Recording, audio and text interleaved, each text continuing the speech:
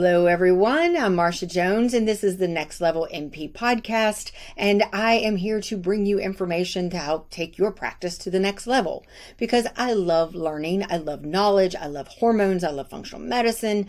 And what I'm going to bring to you today is information about the DNA of cancer. Specifically, hormone-related cancers is where I specialize. But this information that I'm going to go over today is cancer in general.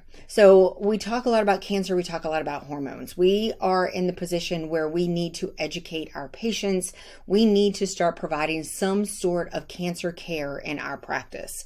Cancer is the number one cause of death now. It has surpassed cardiovascular disease, and not that cardiovascular disease is not of importance, but we're entering a new era, and this is where we need to grow and expand, and we need to be well-rounded, and we need to have knowledge on the things that are going on with our patients and how to answer their questions. And so cancer itself, a lot of times, is not part of our educational program. It's one of those specialty things that we have to learn a little bit more about after we are practicing, if that's something that's of a special interest to us. So with hormone-related cancers being the number one cause of death, we need to educate ourselves. We have no choice now but to go out there and get that extra information, because it is not fair to our patients if we don't have that knowledge for them. And our career is fabulous because it's ever evolving and ever changing. We just have to stay up to date with it. And unfortunately, sometimes the information, by the time it starts coming out, the up to date part is a little past. So I'm going to try to keep you up to date. And I love hormones, and I have been doing a lot with hormone related cancer care, especially the integrative cancer care. Because I believe there's so much more that we need to be doing for our patients besides conventional care. I'm not against conventional cancer care at all. I mean, it is needed. It is saving lives. But I think that we are so focused in cancer care in our society here in the United States of being a destructive cancer care and not doing the holistic type of cancer care that we're missing the boat. We're not helping our patients to thrive. We are helping them to destroy cancer, but unfortunately sometimes that destroys other parts of their being. So we need to educate ourselves and educate them to thrive through cancer care and to come out better than before they were diagnosed. And part of that is by understanding the process of cancer itself and the genetics of it and what we can do to change our genetics or to alter our genetics and to fight the cancer and nourish our body. Because our body is so resilient. It's amazing. If you give it what it needs, it is going to do the rest. But we have to give it what it needs, and we have to understand what those needs are. So like I said, today we're going to talk about the DNA of cancer. So DNA, and I'm not going to make it complicated. So DNA are our genes. So our genes equal a response to things that come into us, as in things that we're exposed to. Our genes tell us how to respond to our exposures. So when we're talking about cancer specifically, cancer itself is not hereditary. Our genes will tell us our risk factor for developing cancer, but it is not hereditary. And so when we ask about family history or when we do genetic testing, the reason we're doing that is to assess risk. But so we've got this information. We've done the genetic testing. We know that we are at risk, so that your patient in front of you is at risk for developing hormone-related cancer, breast cancer. Let's use that one specifically. But that doesn't mean necessarily they're going to develop cancer. Your DNA can be changed. So the reason that I'm discussing this is to remind you that DNA is passed down through the genes. The genes are part of the communication of how you respond to things that you're exposed to. But that doesn't necessarily mean that you're going to have cancer from your exposures to whatever the toxin is or whatever is causing the damage to your cells that turns into cancer. And you can change your DNA. So how is this all done? How do you change DNA? So what is more important than actually the genetics and studying the DNA is the epigenetics. So epigenetics, this is what we do with our environment. Okay, it has to do with how your environment and your behaviors change the way your genes respond to a certain stimuli, a toxin, whatever that is. Epigenetics are reversible. So meaning that if you change your behaviors, you can change your response to whatever your exposure is, as in decrease your risk for developing cancer. This is where we come in as nurse practitioners. This is where we thrive, because we're going to teach those behaviors that are going to change that response to the things that we are exposed to. Cancer is a damaged cell. That is what cancer is. It results from a damaged cell that is able to hide itself away from the immune system and not be cleared out, because our immune system is constantly surveilling the system and looking for things that are damaged. And there's that thing called apoptosis. So if your immune system finds a damaged cell or something that has invaded the body that doesn't belong there, it induces apoptosis, meaning that this cell is supposed to die off and get cleared away and taken out before it causes any more problems.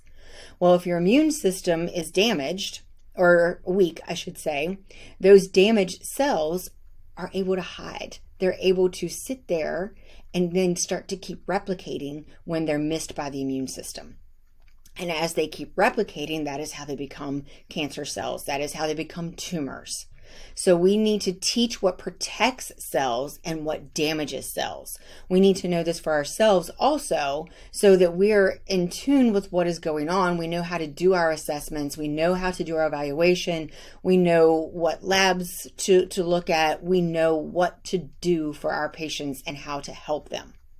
So the things that we really need to focus on in that area of protection and, knowledge of what is damaging is toxins and nutrition. So those are two very, very important components in the DNA of cancer and the whole cancer care in your practice.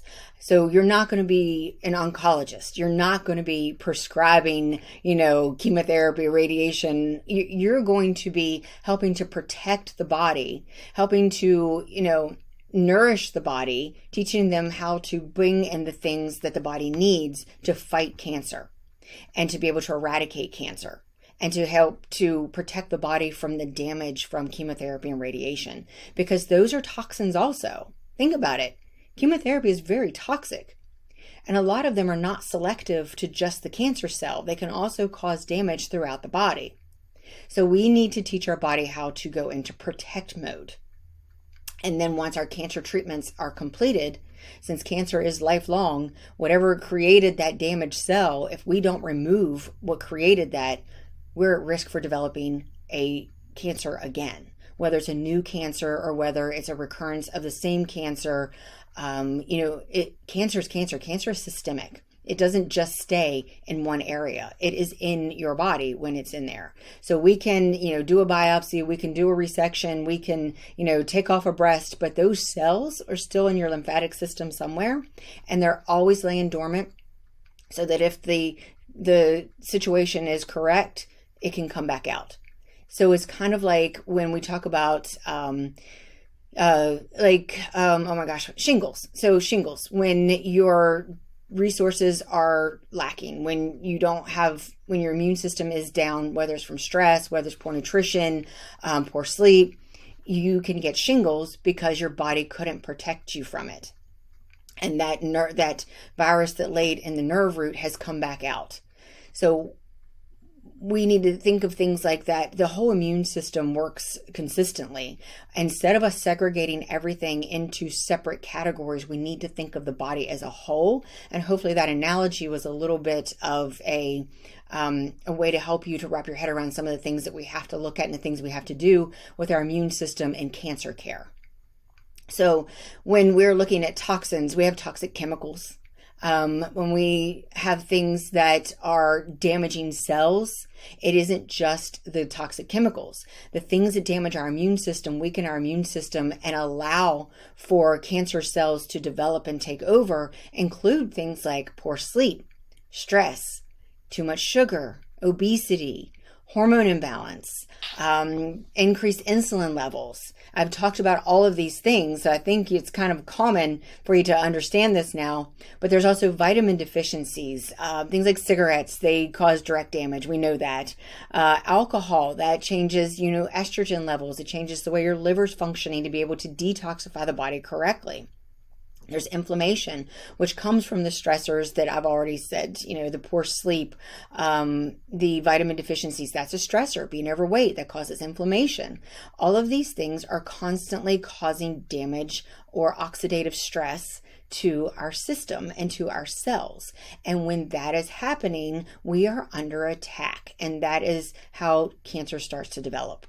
We have to stop that attack, and we have to give the body back all of the things it needs to nourish, including a nice peaceful state so that it can do the things it needs to do. Our body needs the right environment to be able to heal. Then we have things like microbiome disruption, because if your microbiome is disrupted, you've got more toxins in your body. You can't eliminate those toxins. And then there's this whole vicious cycle.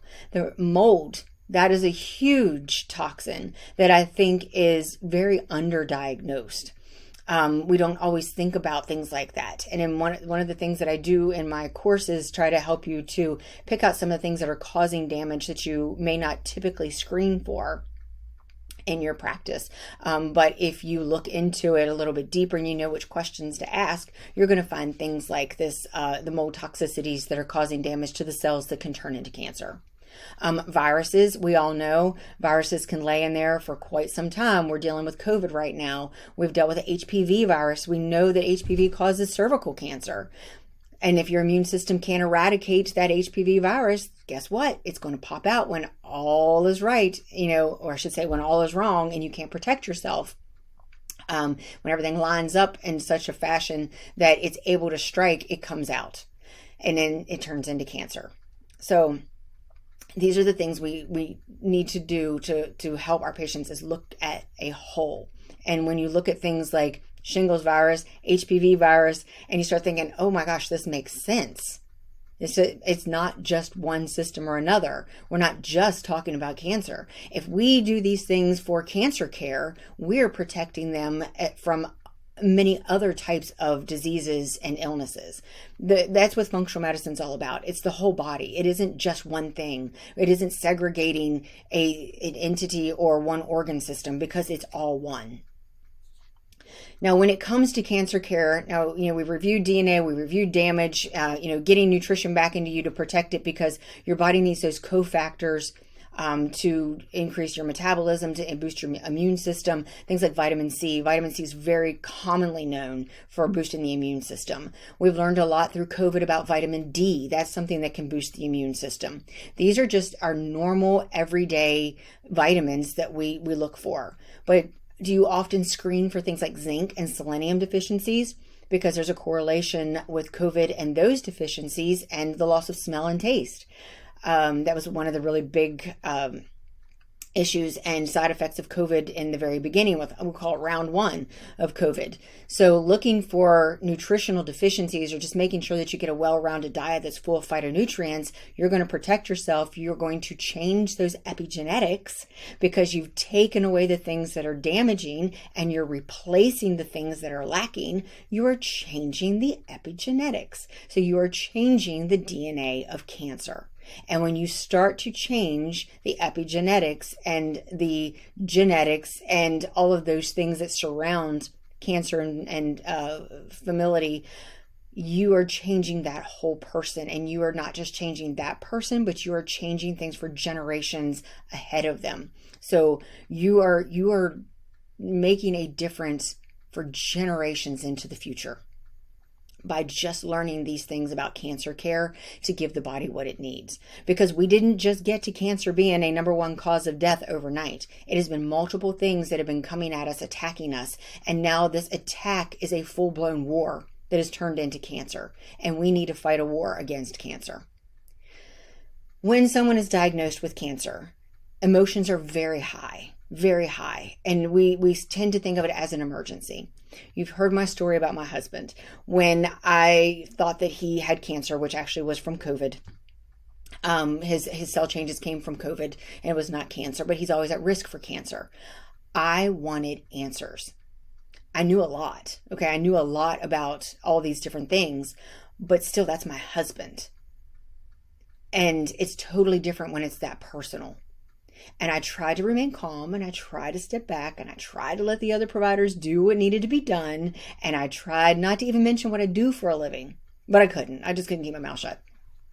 I had to push forward. I started ordering my own tests and started doing my own things on him because I wasn't getting anywhere with traditional healthcare, and it fueled me to bring these types of things to you. This is where my podcast, I kept saying I was going to bring it back, but I was so busy and things were one thing led to another. And when that happened, I knew I had no choice but to start doing this again. It was my push. It was my sign from the good Lord above that this was what needed to happen, that other people needed to know this information so that other people do not have to be in that situation. And me being medical and having knowledge, I was able to answer some of those questions.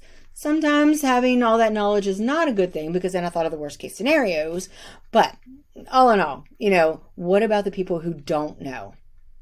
What about those people who are scared to death and all they can think about is cancer? They are all consumed with the diagnosis of cancer until they can get answers. This is where it changes their world. And this is where you need to be that person on the front line that can help them when they're dealing with that initial information, that initial diagnosis, to where you can reassure them. Cancer is not an emergency. It really isn't. As much as we want to get in somewhere as fast as possible, cancer is not an emergency. It did not happen overnight. It was a relay of events that all added up to this final outcome. So when we start talking about cancer, we need to reassure our patients that they need to remain calm. They need to start putting into play some of these lifestyle factors and, learning where the cancer actually came from. What was that trigger, or what were those triggers, depending on the situation, that caused all of this to start. And what can we do to reverse it? What can we do to help our body to help itself? What supplements can we use? What integrative care methods can we use? Things like, infrared saunas. There's many, many things that are out there that aren't talked about in conventional medicine. And when we refer to oncology, as soon as this patient gets into oncology, they're going to start talking about the game plan of destroying the cancer cells, eradicating the cancer cells. They don't talk about, let's detox your body first. Because if we do a detox on you and we start to get things right within you, before you start going through your treatments are going to do better. They're going to work faster. You hopefully will only have to have one agent and not multiple agents. There's lots of things to consider when we're talking about cancer care. We need to get our bodies right before we start destroying. So if you are providing care to someone and they haven't already been diagnosed, but maybe there's a fear and they're starting to go towards testing, this is when you need to start having that conversation. Or if you have someone who has a high family history, as we're talking about the genetics and the DNA of cancer, you want to start having these conversations about getting the body right. So that if you were to be diagnosed, you've got a good working environment that you can help to fight that cancer and to receive those treatments better. I mean, there's so many things, and I have, like I said, I've got a program on it. I've got informational pieces that I'm going to be doing for you. I'm working on handouts that you can give your patients so that as you start to learn to have these conversations, you can give them the handouts that you don't have to recreate the wheel to answer their questions, to hopefully ease some of their fears when they're first diagnosed with a hormone-related cancer.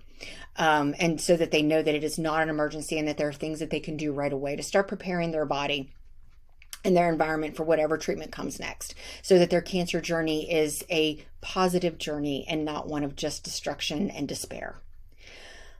that is what I'm trying to give to you and to everyone else. I hope that summarized why I'm doing what I'm doing. Sometimes I get excited and I talk about things and I can't always put it into words as to why I want to do this, but that's the nutshell of it. It's because I want people to have some peace in their soul and to know that there's things that they can do, and there's a lot of work that does need to be done. And I do work one-on-one with cancer patients, but there's a lot that can be done in general also that's going to help your outcomes. So we need to shift our patients to a trusted resource to teach them this cancer care. That is where you come in. Hopefully they need you. If this is at all of interest to you, I encourage you to look into more education on this. I am going to be offering my hormone-related cancer care as a master class. I'm going to be starting that in January. I do have the online program that is all modules that are released to you one at a time, but I have found that through the people who are taking this course that there's a lot of questions, and that's okay. That's okay because it's a new frontier for all of us. And as I answer these questions, it helps me to develop the course even better for a 2.0 so that I can put another one that answers even more questions and that is hopefully more of a total package. And I am working on more of the patient educational materials, more office materials for you. So it also helps for that. So to do this, and you help me, I'm helping you, we're helping our patients. I have got, one heck of a deal to offer you right now. So the course that I offer is originally $3,497. Because I am wanting to answer more questions one-on-one and wanting to help you. And since there's such a big interest in this, and there has been such a big, response to this, and it's crazy. I love it. I love that there's so many people interested in being able to do cancer care, especially hormone related cancer care in their practices. And a lot of nurse practitioners who are wanting to do this as their niche. They want to do just hormone related cancer care, just hormone clinics. And this is going to help you to take your practice to the next level by doing such a thing and being, a specialist in this field. There's such a huge need. So anyway, I'm offering this for $997. I know, $997. That is for this week. It is going to go up each week that you delay, though, in joining this masterclass, because I am expecting quite a turnout for this masterclass. It is going to be live. It is going to be weekly, starting in January, on January the 5th, and it's going to run for 3 full months. So that is one-on-one. If you're going to join live, you get to ask questions at the end of each module, each lesson that we're going to go over with how to provide hormone-related cancer care. If you want to know more about the hormone-related cancer care program that I have, you can go on to marshajonesmp.com and look at the modules that are in there, but we're going to be doing those live instead of the program. If you're not able to attend the live sessions, no worries. They're going to be recorded. You're going to be able to have those at your disposal and still access me to ask me questions. But like I said, $997 for this week. If we go into, as each week goes, I'm going to give you a little bit more information about what we're going to be covering. So today was about the genetics. We're going to talk a little bit about mitochondria the next time, just so that you have, like I said, an idea of what you're getting into. And then more on the actual hormones that we're going to be managing and the nutrition. Those are the things I'm going to cover for the rest of December so that you know what you're getting into. But I can tell you, you don't want to miss out on this $997. I mean, personally, I'd rather spend $997 than $3,497. Like, who wouldn't, right? If you have questions, there's ways to get a hold of me. Go to marshajonesmp.com. You can do the contact button there. You can send me an email if you have more questions. There is a Next Level NP Facebook group that you can join. Is completely free. And that's where I do some functional medicine education with nurse practitioners and my releases. Next Level NP is just a general Facebook page that you can like and please share and help to promote this and get this out there to other nurse practitioners. Of course, subscribing to the podcast. There's YouTube. I got all kinds of things. Just go to marshajonesmp.com and find it all. But that is where I'm also going to, I'm going to send out an email to those who have subscribed to this and put a link in on the Facebook page that goes along with this podcast, and the YouTube page that goes along with this podcast, for the link to get you that $997 cost that's going to be for this week. And then next week when I release my podcast, I'll tell you what the price is going to be for next week. So you trust me though, don't delay. This is what you want to do. So subscribe also to the NP newsletter when you go to that MarshaJonesNP.com page so that you get all of the releases about this. So you will be keeping up with the podcast notes, the master classes, because I do have other masterclass trainings that I'm going to be doing that are not the cancer care hormone, things like taking your business to the next level by doing business startup, how to do market research, coaching, hormone-related cancers we've talked about, the nutrition of cancer, psychology of hormones, these types of things I'm going to be doing as masterclasses. So that we can interact one-on-one and you have an opportunity to ask questions. A lot of them may be pre-recorded, but depending on how time goes, because once I get into our live masterclass starting in January, I want to be able to devote my time to the nurse practitioners who want to take this journey with me in the hormone-related cancer care for their patients. So thank you so much for listening and for joining me for this Next Level NP podcast. And I do hope that you have some interest in this hormone-related cancer care and that we will be meeting soon. Take care.